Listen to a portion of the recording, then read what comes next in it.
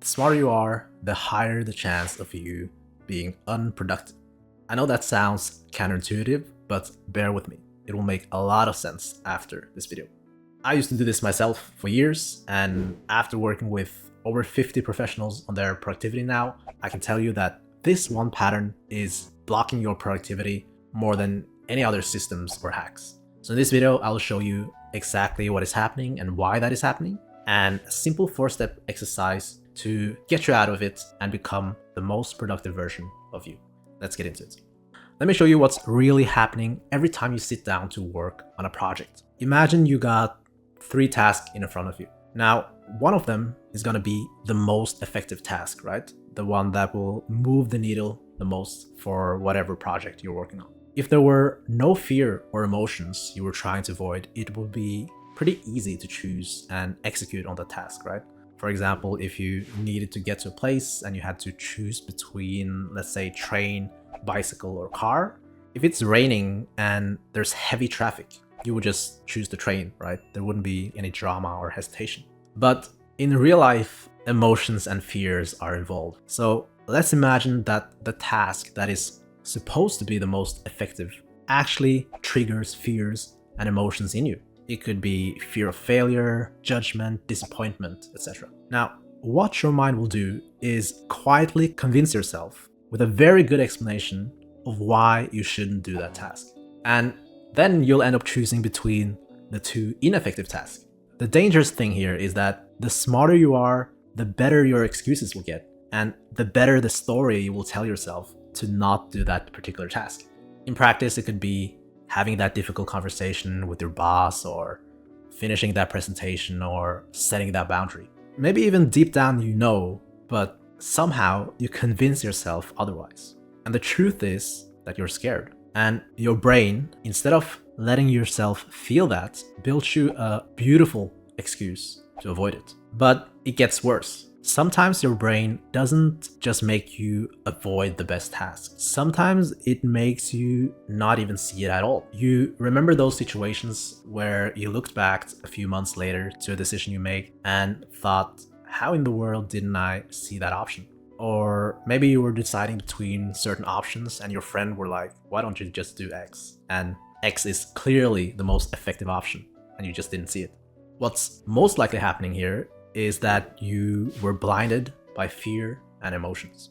Your brain made you not see the option at all, just so it could avoid facing that fear or emotion.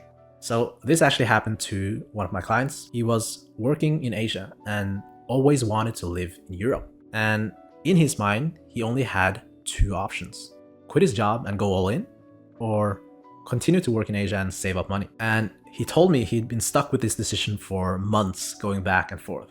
And I told him, why don't you just first try to ask your boss if you can work remotely from Europe for 3 months, given that you'll perform at the same level, of course. He looked at me shocked because it never even crossed his mind. And 2 months later, he got the green light. He's gonna work from Europe for 3 months. A lot of similar things had happened to me, right? Before wanting to quit my consulting job at EY, everyone saw that decision as binary, right? Like you either quit or you stay. But I didn't see it that way. I first wanted to test digital remote work life. So I asked for that and got that and worked remotely from Spain. And then instead of quitting my job altogether, I went part-time first and then I quit. This is actually a good sign that you're in fear when you're thinking binary.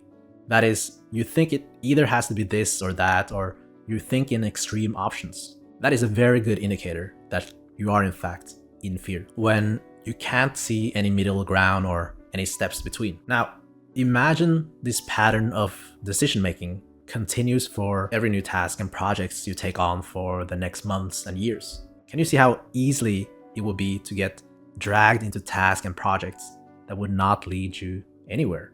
The only thing that's gonna happen is that you just stay busy doing things that don't really matter. So how do you actually fix this? Let me show you that next. I call this exercise the fear scan, and it has 4 steps. And you can do it with whatever decision you've been stuck on. So the first step is to lay out the option. So for that particular decision, write down all the options in front of you. Every path or every choice, just get them out of your head and onto paper or screen. If you only see 2 options, again, that is a good sign that you are in fear, but don't worry, after this exercise, you'll see things more clearly. And the next step is to visualize. You want to visualize executing on each task. Whether that is sending that email or having that conversation, just visualize and pay attention to what comes up in your body. Is it tension, emotions, fear? Try to ask yourself, what emotions or fear am I really trying to avoid here? Fear of rejection, shame, disappointment, not being good enough? Just feel, ask questions, and whatever comes up, comes up. Step 3 is to feel and welcome the feelings. Welcome the emotions without resistance. This is the part where most people either skip or do wrong. Because when that fear or uncomfortable emotion comes up, they want to resist it. They want to tense up.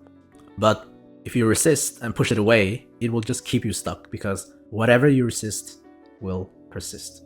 If you try to push it away, it would just get louder. It will just tighten its grip around your decision making.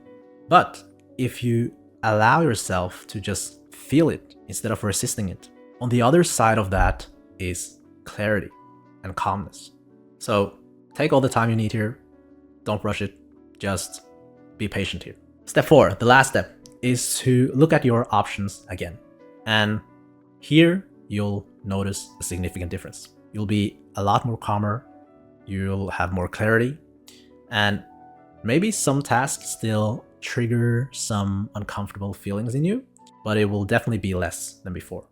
And the task that you initially thought were the right one, maybe you realize that it was just your clever brain coming up with a story to make you avoid it. And if you do this just for a few minutes, this could really save you days and weeks from working on the wrong task or project. So I made a free PDF with a fear scan, so you can actually do it. That is linked in the description below. Now you know why you keep picking the wrong task, and you got a simple exercise to catch yourself before it happens. But here's the thing. Seeing the right task is only half the battle, because once you see it clearly, you still have to do it, right? And that's a different skill. And it's exactly what I break down in this video over here. So watch that next.